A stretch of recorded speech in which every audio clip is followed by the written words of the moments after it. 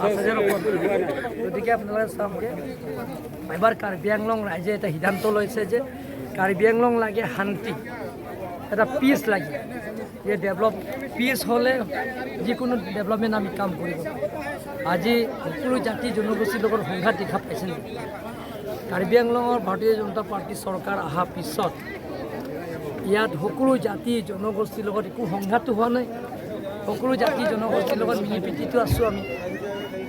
আগতে আপোনালোকে জানে যে কংগ্ৰেছৰ শাসনৰ আমোলত সকলো জাতি জনগোষ্ঠীৰ লগত প্ৰায় সংঘাত যে দেখা পাইছে।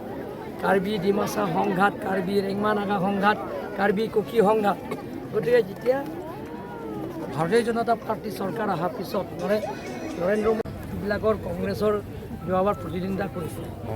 আমাৰ বিজয় ইতৰৰ পৰা আৰম্ভ কৰি এনেধৰণৰ প্ৰায় কংগ্ৰেছৰ কেণ্ডিডেটে আমাৰ দলত যোগদান কৰিছে।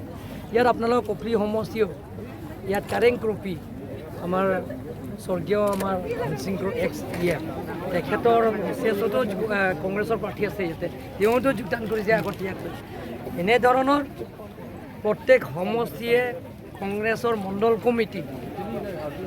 কমিটি হোলছেট আৰু লগতে প্ৰাইমেৰী কংগ্ৰেছ আৰু বিশেষকৈ ৰিজনেল পাৰ্টি APSLC তেওঁলোকে ডেইলি জইন কৰি আছে। গতিকে আপোনালোকে জানে যে কংগ্ৰেছ যোৱাবাৰ যিটো ফিৰেঞ্চিং যি পাইছে তাতকৈ বহুত কম ভোট।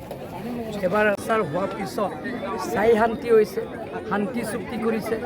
6টা উগ্ৰপন্থীৰ লগত আলাপ আলোচনা কৰি গৃহমন্ত্ৰী অমিত শ্বাহ তেখেতৰ আগত আৰু ডক্টৰ হিমন্ত বিশ্ব শৰ্মা তেখেতৰ লগত লৈ শান্তি চুক্তি কৰাইছে। এতিয়া কাৰ্বি আংলঙৰ স্থায়ী শান্তি হৈছে। এতিয়া স্থায়ী শান্তি হ'ব, ডেভেলপমেণ্টৰ কামবিলাকৰ এতিয়া লাহে লাহে আগুৱাই গৈ আছে।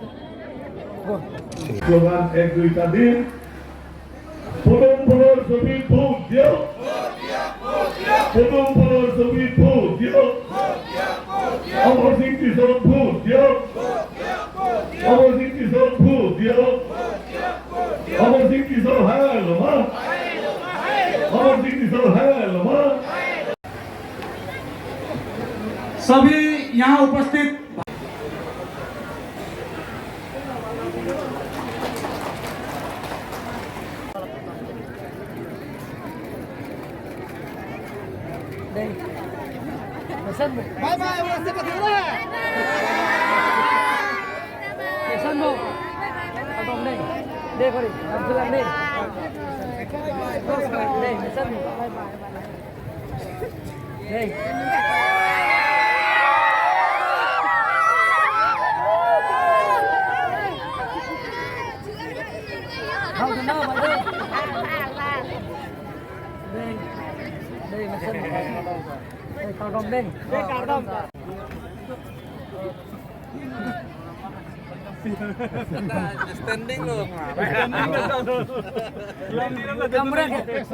লগতে উপস্থিত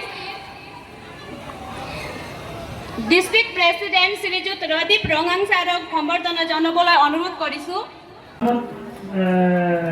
Samantha Tobi Moina Terang Pilapen Basa Pirong Titi Alam